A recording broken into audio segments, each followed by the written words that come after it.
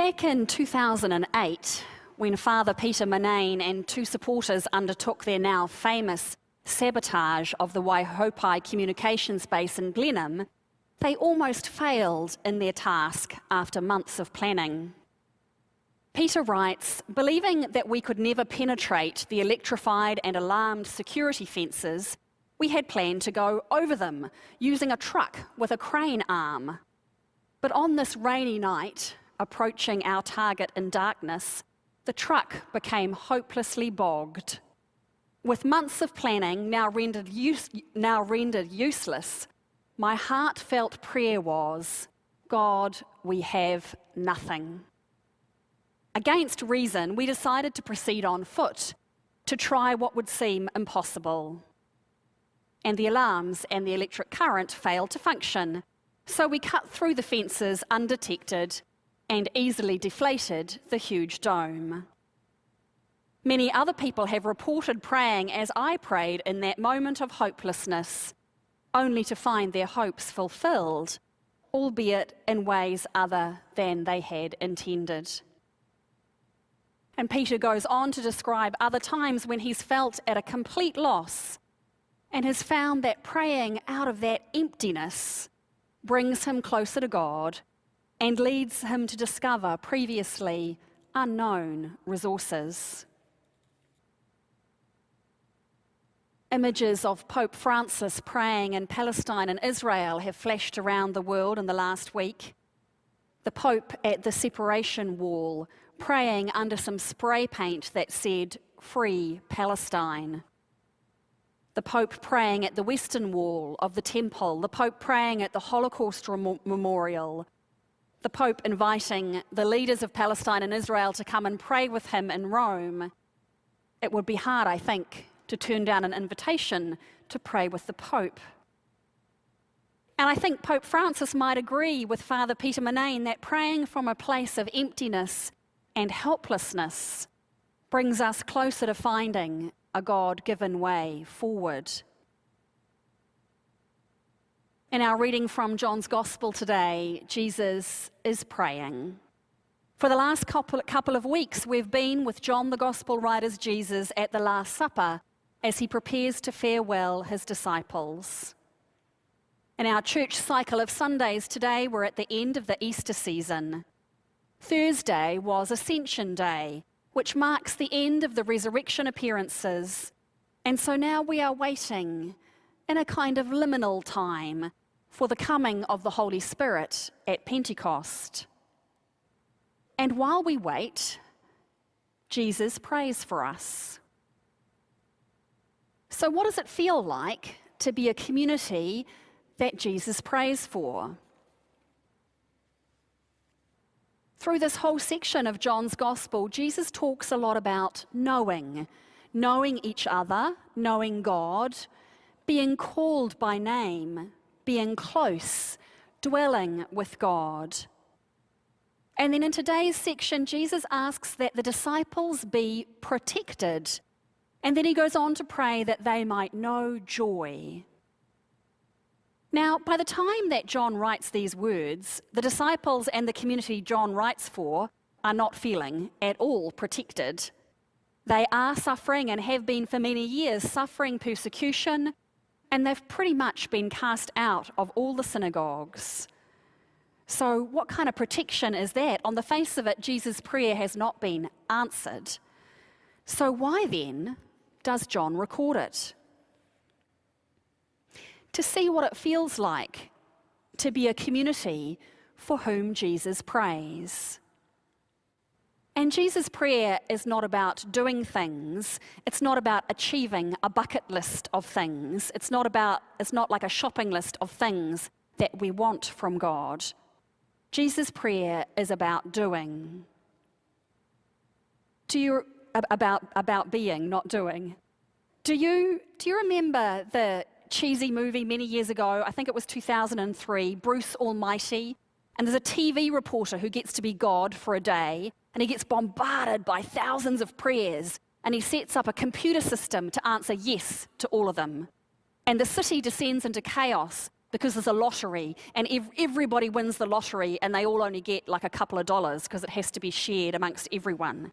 And the violence breaks out and it's all completely chaotic. And it's a really good reminder about prayer not being a list of things that we want. Neil Dara says there are many possible distortions of prayer like that. Prayer can be a substitute for loving action. We can use prayer in an attempt to manipulate God or others. We can use prayer as a kind of self-indulgent effort to be righteous without responsibility for others. And Jesus' prayer is not that kind of prayer at all. It's about being, not about doing.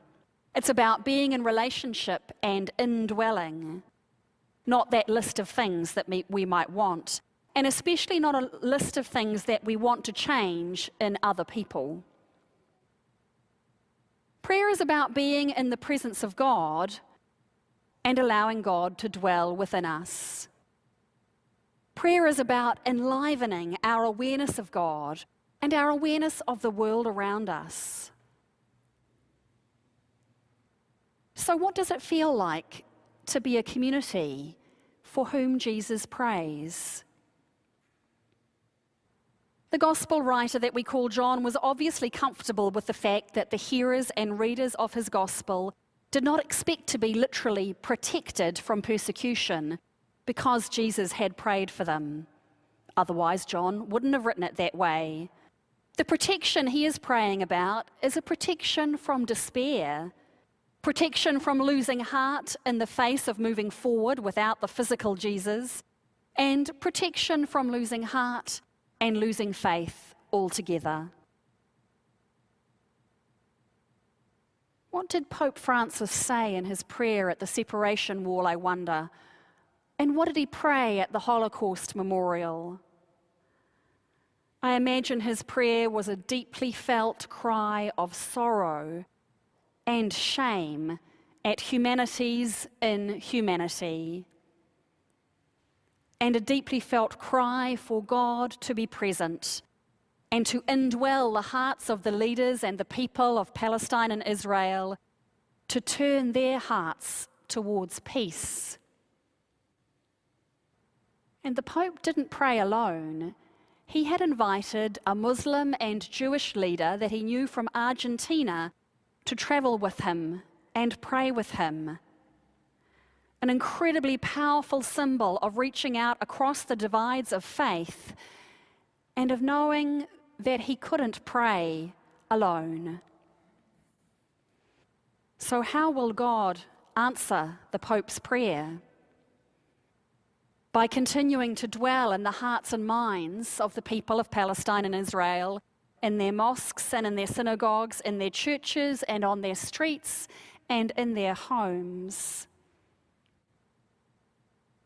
I think Pope Francis would know today's prayer from John's Gospel well, and I think he knows what it feels like to be a community for whom Jesus prays. And so how do we respond to Jesus' prayer? Remembering that his prayer is about being and not doing, we are invited in this liminal time to make space for God, to allow ourselves to be aware of the God who is beyond us and also within us. For some people, prayer is awareness. For some people, prayer is words, their own words or words that others have written, like the psalmists, or words passed down in our tradition.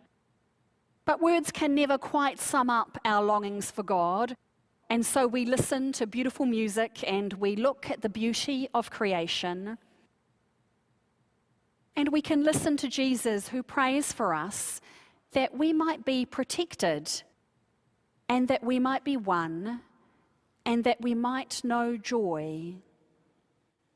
We can create space and listen to his prayer prayed for us.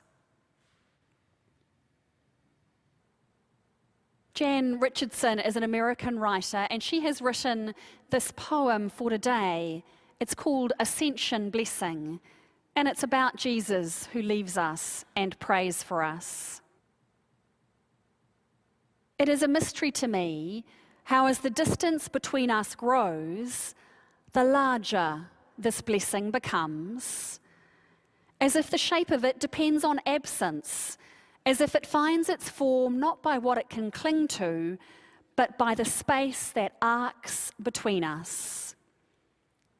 As this blessing makes its way, first it will cease to measure itself by time.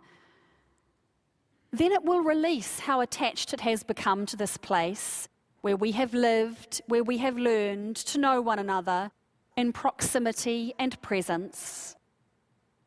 Next, this blessing will abandon the patterns in which it moved, the habits that helped it recognize itself, the familiar pathways that it traced.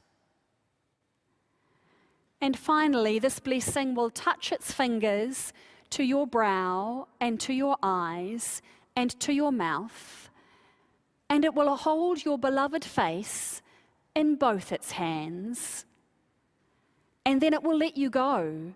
It will loose you into your life. It will leave each hindering thing until all that breathes between us is a blessing, and all that beats between us is grace.